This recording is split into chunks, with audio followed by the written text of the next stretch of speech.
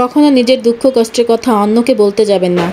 একটা কথা মনে রাখবেন, সবার ঘরে মলম থাকে না, কিন্তু সবার ঘরে লবণ ঠিকই থাকে। অর্থ থাকলে গোটা পৃথিবীর সাক্ষাৎকার নিতে চায়, আর অর্থ না থাকলে আপনজন পরিচয় দিতে চায় না। আপনজন পরিচয় দিতেও লজ্জা পায়। মানুষ বলে মানুষের সাথে যত মিশবা তত মানুষ চিনবা, আর আমি বলি যত মানুষের থেকে দূরত্ব বজায় রাখবা ততই ভালো থাকতে পারবা। কারোর সাথে সম্পর্ক গড়ার আগে মানুষ চেনার জন্য সবার সাথে মেশার দরকার হয় না।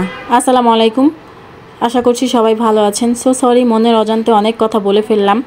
এখন টঙ্গী বাজার থেকে জিসানের পাপা বাসায় আসছে, তো বাজার করে নিয়ে, এটা ছিল আমাদের ঈদের বাজার বলতে পারেন, বা 1 মাসের বাজার বলতে পারেন।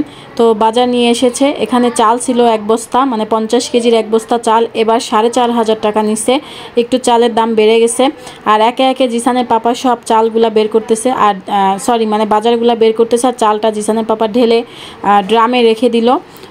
আর এখন একে একে যা যা আনছে সব কিছু বের করতেছে, জিসানও হেল্প করতেছে সাথে, আর আমি ভিডিও করতেছি। যেহেতু আমাদের বাসা থেকে বাজারটা অনেক দূরে, তো যখন বাজারে যায় সব কিছু অনেক করে কিনে নিয়ে আসে, যাতে 1-2 মাস হয়ে যায়।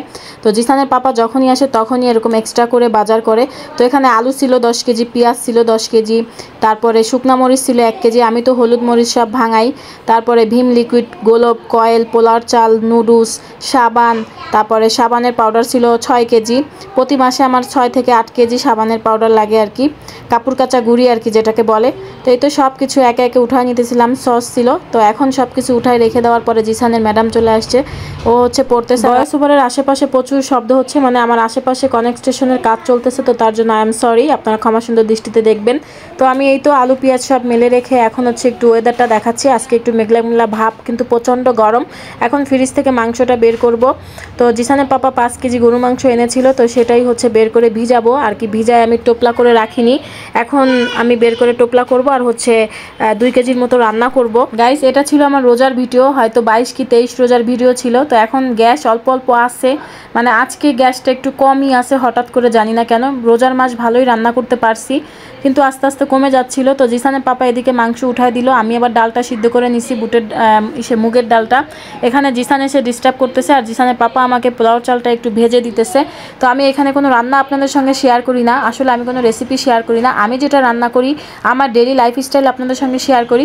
তো আজকে 2 পদের ডাল দিয়ে পোলাও চাল দিয়ে খিচুড়ি রান্না করতেছি। আমাদের ইফতারিতে আজকে খিচুড়ি হবে। রান্না করতে করতে এমন একটা বিপদে পড়ে যাব, বিপদ কি আর বলে কয়ে আসে, এটা আমি কল্পনাও করতে পারিনি। হঠাৎ দেখি যে গ্যাস একদম স্টপ হয়ে গেছে, অথচ আমি পোলাও চালে পানিটাও দিয়ে দিছি। এখন এই চালটার পোলাওটা কি হবে? তো আদা সিদ্ধ হবে, তারপরে কি আর করার। জিসানের পাপাকে বললাম, সে আমার ইন্ডাকশন ওভেনটা বের করে দিল, দিয়ে এই যে লাইন লাগাই দিল, বলে আজকে এটা ব্যবহার করো। এটা কিন্তু 1 বছর আগে কিনে রেখেছি, গত রোজার ঈদে, আর এবার রোজার সময় আমি বের করলাম, এই আর। আমার ইলেকট্রিক জিনিসে সবসময় ভয় করে, আমি এই জন্য অনেক কষ্ট করে রান্না করে খেয়েছি, কিন্তু কখনো চুলাটা ব্যবহার করিনি। তবে এবার আর জিসানের পাপা না বের করে আর পারলো না, যেহেতু ইফতারির আর বেশি সময় নাই, তাই দুজনে মিলে ঝটপট করে রান্না বসিয়ে দিতেছি আর কি। দেখেন, এক চুলায় ওই যে খিচুড়িটা বসায় দিছি ইলেকট্রিক চুলায়, আর এখন গ্যাসের চুলায়।